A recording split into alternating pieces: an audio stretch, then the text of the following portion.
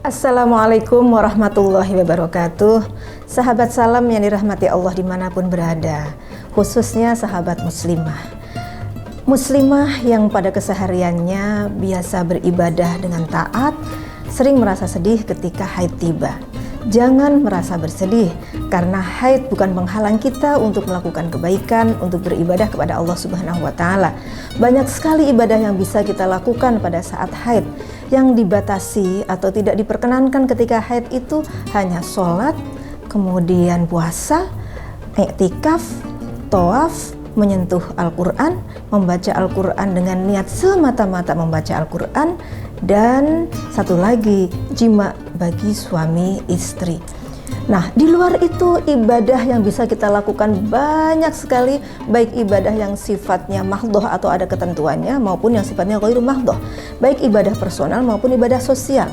Perempuan haid bisa kapan saja zikir kepada Allah, membaca tahlil la ilaha illallah, tahmid alhamdulillah, tasbih subhanallah, kemudian membaca hauqalah la haula wala quwata illa billah, banyak-banyak beristighfar, sehari 100 kali, lebih baik lagi, bersolawat, nggak usah pakai hitungan, karena Allah Subhanahu wa Ta'ala dan malaikatnya bersolawat kepada Nabi, dan kita orang-orang beriman diperintahkan juga untuk bersolawat kapan saja, dalam situasi apa saja.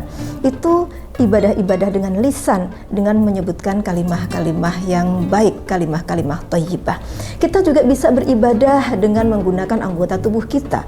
Kita bisa tholabul ilmi, bisa belajar, bisa melakukan aktivitas sosial, bisa membaca kajian-kajian keagamaan, bisa menolong saudara, bisa bersilaturahim, bisa melakukan apa saja ibadah-ibadah yang sifatnya sosial.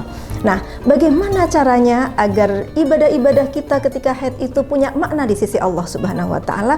Maka perlu satu ilmu bagi kita, yaitu ilmu tentang niat. Marilah kita niati apapun yang kita lakukan sebagai ibadah, termasuk ketika kita tidak melakukan sesuatu kita niati sebagai ibadah. Kita tidak sholat, kita tidak puasa, kita tidak bisa i'tikaf misalnya, karena biasanya kita biasa lakukan itu, maka ketika kita tidak lakukan itu, maka kita niat, ya Allah, saya tidak melakukan ini karena Engkau melarang dan aku taat kepadamu. Maka itu kita meninggalkan sesuatu yang diharamkan, berarti berpahala, karena haram itu adalah kalau ditinggalkan dia akan mendapatkan pahala. Lalu hal-hal yang sifatnya mubah, sifatnya boleh, biasa-biasa kita lakukan, seperti kayak makan, minum, nyapu, ngepel, nyuci, nganter anak, belanja, masak.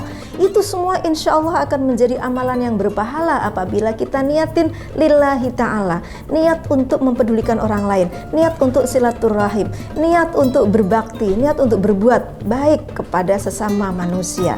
Hadis Nabi SAW mengatakan, banyak amal, ya, rubba amalin yatasawwaru amal dunya fayasiru amal akhirah bihusnin niyah. Banyak amalan yang kelihatannya amalan dunia, kayak nyapu, ngepel, bersih-bersih, kemudian kita syuting di studio seperti ini amalan dunia, tetapi bisa menjadi amalan akhirat karena niat yang baik, niat lillahi ta'ala.